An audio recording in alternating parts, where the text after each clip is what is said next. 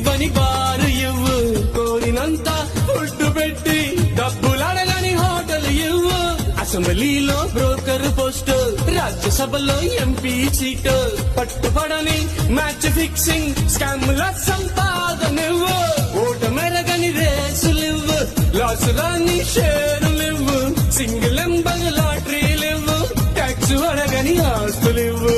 పనికిరాని చవటలకిచ్చి పరమ బేవర్స్ గాళ్ళకిచ్చి, పనికిరాని చవటలకిచ్చి పరమ బేవర్స్ గాళ్ళకిచ్చి, నాకు ఎందుకు ఈయవు పిలిచి కోట్లకి అధిపతి చేయరామే